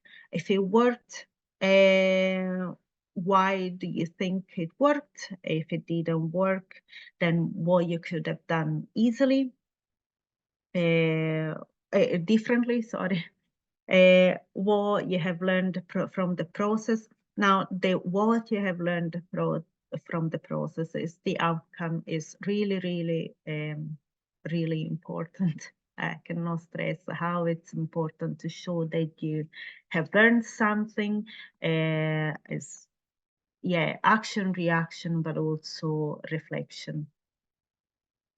So if we have 1 minute just to think about a recent situation, just a wee exercise to think about a recent situation in your workplace, even I would say even in your personal life, and break it down into sentence for each. So for 1 sentence for the situation, 1 for task, 1 for action, 1 for result. And just to have a wee exercise here, 1 minute. It can be personal. I mean, you don't have to write it, show it to everybody, but so that we do a bit of work here as well in preparation for a reflective writing. Or now, the other framework is the what, so what, now what. Again, it's action, reaction, and reflection. Okay, so you have the what is what is the problem or the issue that you're facing? What happened? What did you notice? What was everybody's reaction to this event? What are the positive and negative effects that you can see? Now, the so what is how do you make sense of it? So what are the implications? How these affect, this will affect you or your service, your users? What critical questions does information cause us to ask? Why is this important? What emotions does the event evoke? So in both the frameworks, you will have to think about your feelings, what these events, what these experiences make you feel, because that's quite relevant as well as in your reaction, you know, in your reflection. That's because it's something that is affecting you as well, and it makes you think. So you will need to think about your feelings as well, because it's your personal, it's still your personal development, even if it's within the professional framework, is still you, you know. So you have to think about yourself as well. Now, the now what is the actions that you are going to take? So how are we going to move forward, having taken into consideration the event, the implication of the event? So now what are you going to do? How can you turn this event into something positive? Should that have been something negative? What you have learned as usual. How will you use the insights that you discovered? And as always, almost quite always, what will you do differently next time? What did you learn? So what can you change for the next time? Will you do things in the same way, or will you change something in your approach to how these these events have impacted you? So just see another minute to use this framework. Maybe use the same event that you have used for the STAR framework. Just another minute, another exercise for just 1 minute. Using maybe the same event, just think about in this framework, because I found that you either like one or you either like the other. Some people work best with one, some people work best with the other. So see if one, yes, I'll just leave it.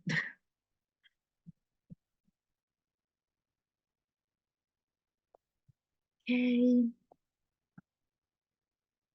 So, again, these are just ideas on how you can be developing yourself. You can, for example, as Philip is concerned, you can always join the special interest groups.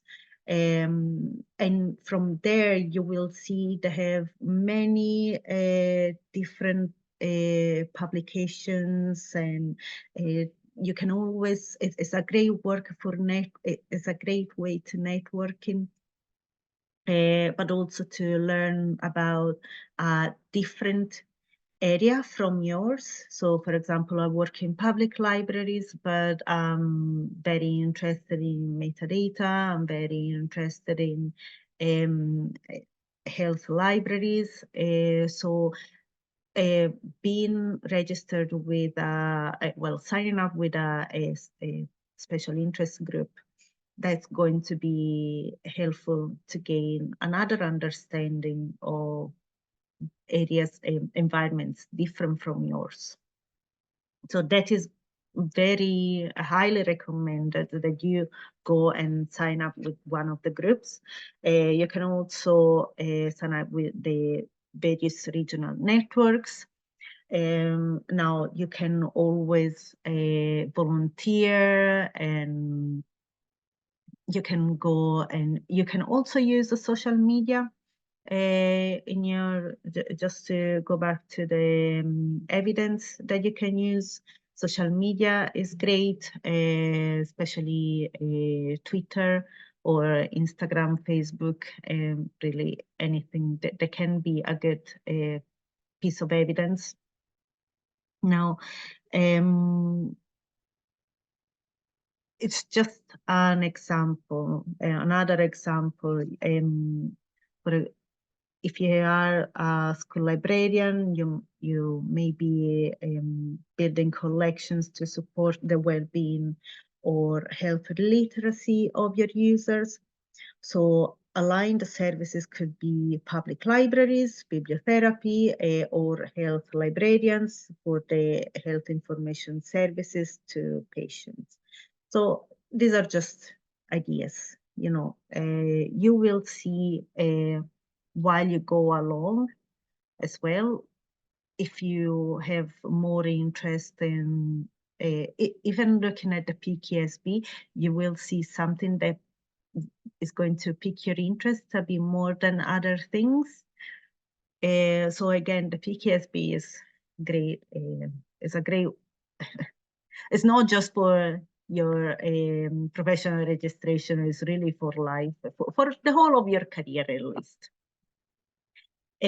Now, again, we all know that we struggle with time, we never have enough time, and there are so many things going on that it's difficult to find time, especially because professional registration requires a good amount of your time. So if you don't have for one reason or another. It can be because of professional reasons, it can be for personal reasons. You cannot find all the events are taking place when you are not able to attend them. Do not worry. There are, again, from the e-learning hub, you can see there are webinars. There are registrations of past events, especially here. Kirsten and the team at Philips are really good at making sure that almost all the events, I would say, they are recorded. So this is great. Again, if your spare time doesn't match with the time that event is taking place at, you can always watch a recording. And I think that is great because it's giving more opportunities for everybody to follow what is going on with our events. Also, professional registration should be about your development, about you. Okay, so if you think that at some point it's becoming stressful, it's becoming too much, it is okay to take a step back, pause, and we know we can be on the edge of burnout. We can be at the edge of not feeling well. Well, you can always take a wee step back, and that is not really going to impact your development. It's okay to pause. Okay, so don't beat yourself up if you need to take a wee break. So yes. Now for fellowship, things are a bit different or not. Now for fellowship, you might not be interested just now because maybe you're focusing on chartership or certification, but it's good to think about the future, especially if you're thinking about your future career and your long-term goals as well. So when you're thinking about more than individual success, this is basically what fellowship is, because you are considering the improvement made to your profession, the contributions that have helped and have improved your profession. So yes, it is about you, but it's also about your context, the things around you. So, for example, you have many contributions. These are just examples, obviously, of contributions and a related impact, but it cannot be considered as a checkbox of to tick, the list of achievements. So just think about how you might demonstrate or evidence impact. Remember also you will need, as Jill was saying already, the letters of support. These are can be used as evidence. Now, just some contribution examples. It can be published works, presentations, committee and working groups, sharing expertise as sector or regional, national, or international level. So it's going to be taking a bit longer, and also in terms of evidence, you won't have to stick to the 18 months time frame, but obviously because it's basically almost considering all of your career, so you can go farther back than the 18 months to show that you have really made an impact or a significant contribution to your service. Now, the submission, we already seen this with Jill, but just to repeat what it must be included in the submission. So you need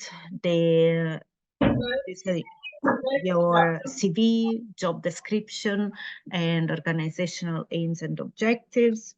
Now, you obviously need your evaluative statement. That's the very main thing that you need. This has to address all the 3 criteria. Now, and it has the 3 criteria for your chosen award.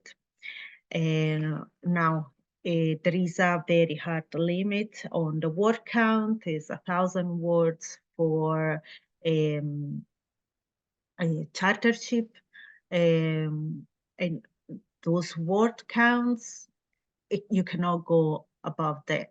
But because you have to address the 3 criteria very clearly, so try to structure the statements so that you can include the text of the 3 criteria as headings, so that you have a nice structured statement. So for criteria 1, identify blah, blah, blah, blah, blah. And then write the wee piece about under that, and then criteria 2, blah, blah, blah, blah, blah, and so on and so forth. Now, all the 3 criteria must be addressed equally, which is with equal focus, and the word count for each of them doesn't need to be exactly the same, but the focus has to be the same. So make sure that you are giving them the same weight. Now, the evidence to support the evaluative statement at this point, it was you're going to hate me for this, but there is no water limit for this. You have to use. So make sure that you use, or you're doing a lot of your reflective writing in the pieces of evidence. Always think about quality, not quantity. Quality is what we need. And an individual piece of the evidence could be used for more than 1 criteria. And also, if it's not referenced, if something is not mentioned or referenced in the evaluative statement, do not include it. So again, do not include things just because, just in case. No, everything has to be really tied up really, really, really well. You can include whole reports, a presentation, and emails and images, but make sure always they have context. Okay, so quality over quantity, context for everything, reflect as much as possible in the pieces of evidence, so that is going to take all this reflection away from the evaluative statement, where you will have to do everything with a very strict word count. Okay. So as the PKSB, lovely PKSB, we love our PKSB. You will need the rated areas report, as Jill was saying. Now it's good if you can give a bit of a wee comment for the areas that you have rated. And if you can do a bit of reflection now, again, I'm pretty sure that is 500 characters, no words. So very, a bit of reflection just to give an idea that you have reflected on that area. The CV, now for the knowledge management candidates, they must annotate both the CV and job description. Now for this CV, and now Jill will keep me right, this is to show their experience as a knowledge management practitioner, especially if their job title doesn't obviously include knowledge management in the knowledge management. And for the job description, knowledge management candidate must annotate this to show their role as substantially knowledge management. And also the either you And I'll just mention as well, uh, we have been asked if somebody who's moving into KM could take this route. But as Elena just said there, you have to show that it already is a significant part of your role and is a significant part of your CV. So it's not really suited to people who want to develop their KM activities. For those people, I would suggest it is better to go for the general and then maybe convert once you have a history and evidence of your KM practitioner status. But at the moment, if it's just something that you think your role is going to develop into, it probably wouldn't be enough of your CV and job description to prove your suitability for that route. Thank you. Thanks, Jill. Good that you're here. So yeah, but for the general certification and chartership, it's always useful to have an annotated CV, job description, and organizational aims and objectives, because that's going to help illustrate a point being made in your evaluative statement. So it's always good to have annotated CV, job description, and it doesn't have to be like miles and miles of comments. It's just a wee annotation on the various points of in these three documents. It's just to show again that you are reflecting, you are applying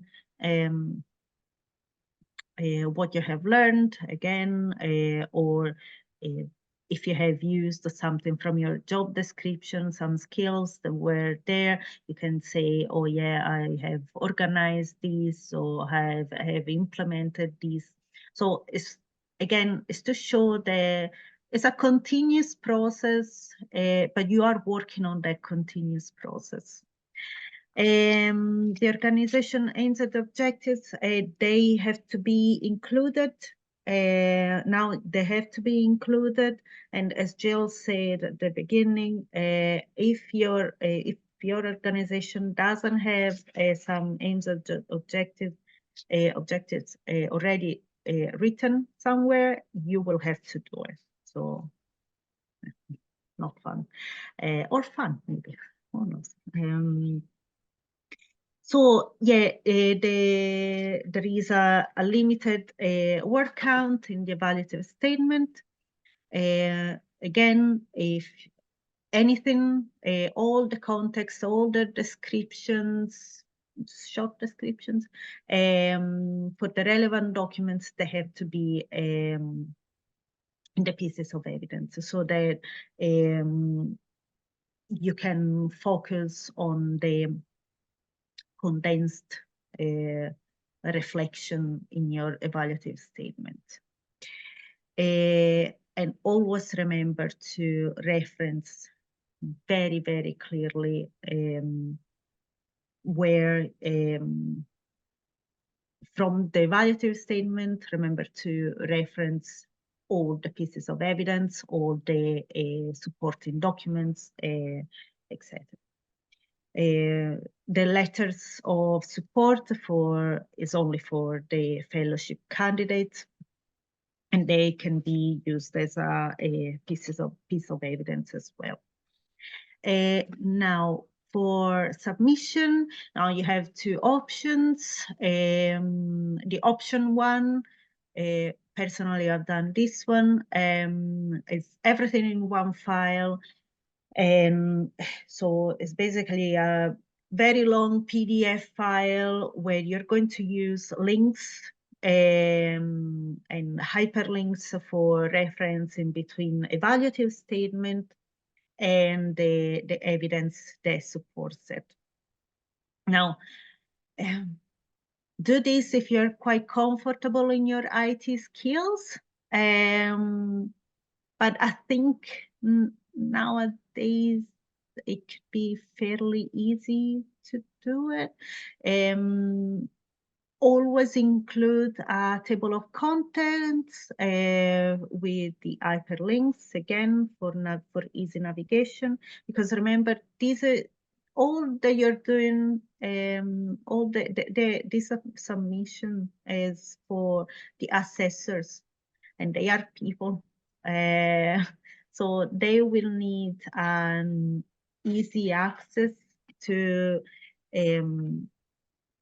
all your documents, to whatever you're referring to in the evaluative statement. They will have to be able to just click and see what is that you're talking about. So make it easy for them as well. They're doing this on a voluntary basis. So yes, be nice, and let's just make it easy for them as well. It's easy for you too, because then when you're looking back again at your submission, you will be able to just click and see what is the word you were talking about. Now, option two, it's easy again. You can use all your files as individual files. Now, you will have to still clearly reference all the supporting evidence to the evaluative statement. So again, it's a matter of creating a very clear table of contents, so that the assessors will be able to see again what are the supporting documents and where everything is. But you will have to name each file. So as you can see in the slide, so it's name underscore surname underscore is your membership number, underscore is the month and year of your submission, underscore statement, and so on and so forth. So each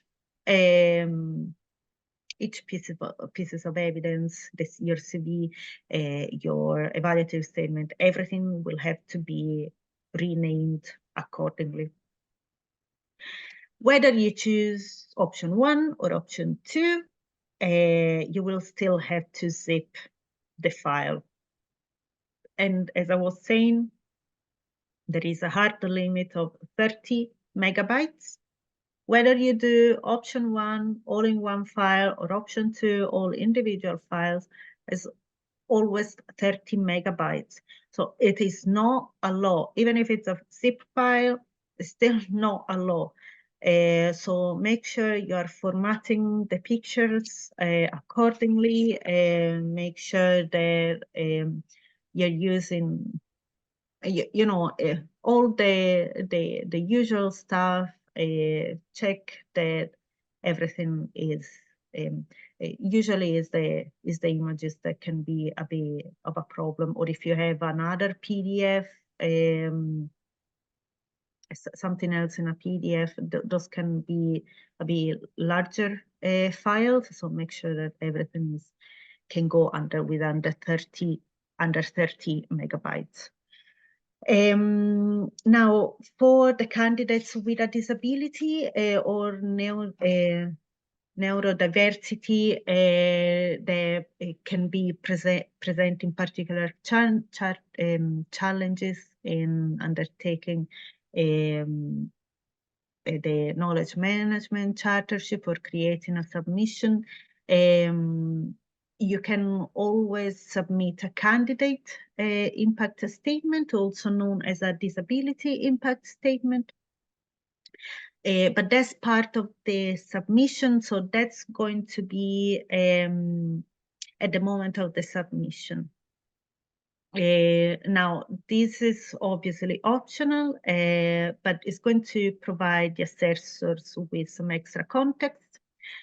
Now, again, because this is just at the time of the submission, should you have anything and should you require any additional help, or you would like some more information prior to the submission, you can always get in touch with us, the PRSOs, or also member services via their email address, so that you can get some extra support.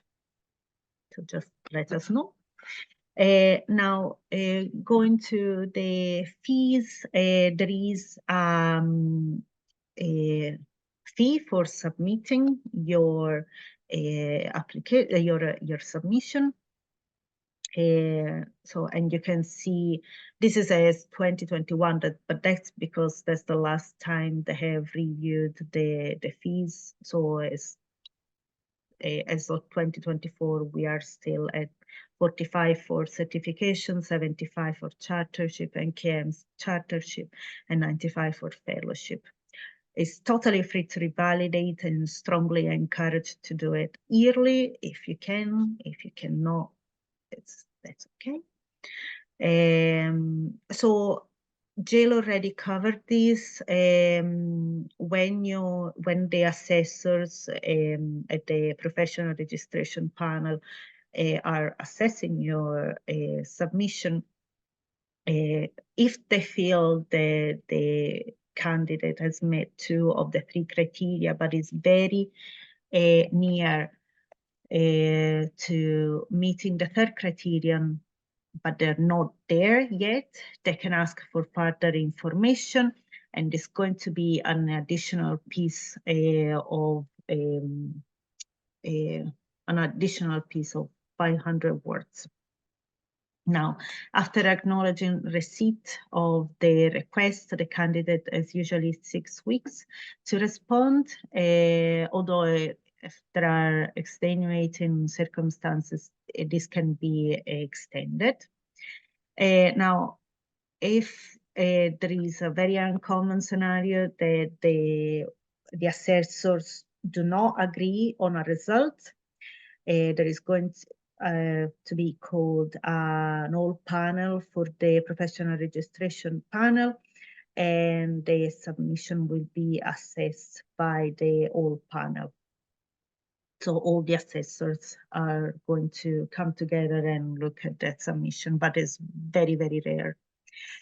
Once the assessors have agreed on a result, this is going to be ratified by the professional registration panel. And once the result is ratified, the candidate is notified by email. So, if you have any questions, please get in touch with all these contacts. Should you have specific questions on the professional registration, please get in touch with us, professional registration support officers for CLIP and CLIPs. You don't have to do it by region. So if you are from England, you can definitely get in touch with us. If you are from here, you can get in touch with the PRSOs in Wales and so on and so forth. So you're not strictly limited to your region. So yeah, more details if you want. And now I'll just stop share, and if you have any questions. Perfect. Thank you so much, Eleanor. That was an incredible overview, fantastically helpful. And we do have a couple of questions. So I know, Charlie, you've been very, very patient indeed, because you asked this question about an hour ago, but I see you're still with us. So the question was about evidence. I think this was when we were discussing how we want evidence to be pretty contemporary, not going too far back in your career, with fellowship maybe being the exception there. Is it a good idea to precisely date pieces of evidence? So I would say you don't have to get the exact date, like 1st of January 2024, but it would be a good indication to give the month, a year, just to give the assessors an idea of when you have undertaken the specific event or course. Fantastic, thank you. And then Lucia was just asking about the STAR method versus the so what, now what method. And you can alternate between them, don't you? You don't have to commit to one strategy for all your pieces of evidence. Absolutely, yeah. Whatever, and I think that's very subjective, and also whatever it works best for a particular situation, a particular event, whatever you feel, you know. Terrific, thank you. I don't see any other questions. If anyone does have one, please do pop it in the chat, or feel free to just raise your hand. But yeah, that was incredible both. I honestly, no matter how many times as a candidate and as a professional that I come along, I learn something new. It's just amazing. And the work you put into making this as accessible as possible, we appreciate it so very much. I don't see any last minute questions. So I think with that, we're coming up to 12:30. So if anybody does have to leave us now, thank you so much for joining us. But if you can stay for a golden quarter hour, we might call it. So yeah, we do love a pun in the Phillips here, don't we?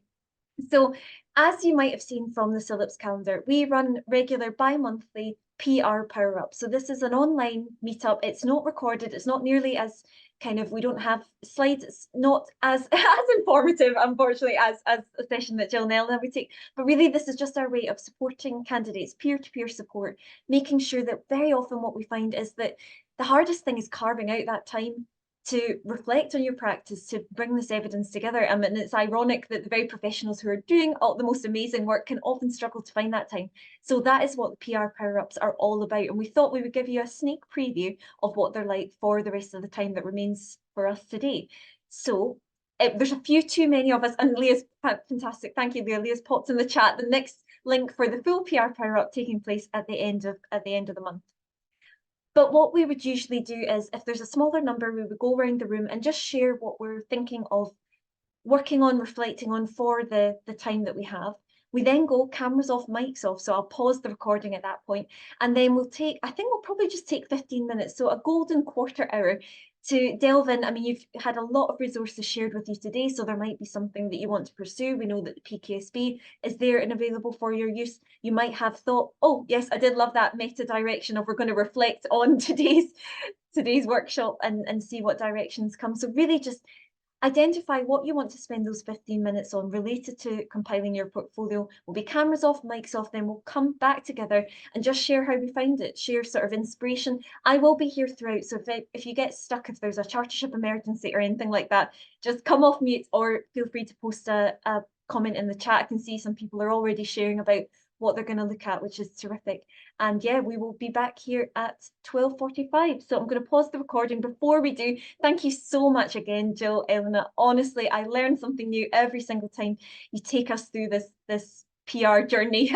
it's an annoying term, but it's the best term we have. So it's so illuminating, so insightful, and so accessible for the candidates, and we're really, really appreciative. So thank you both.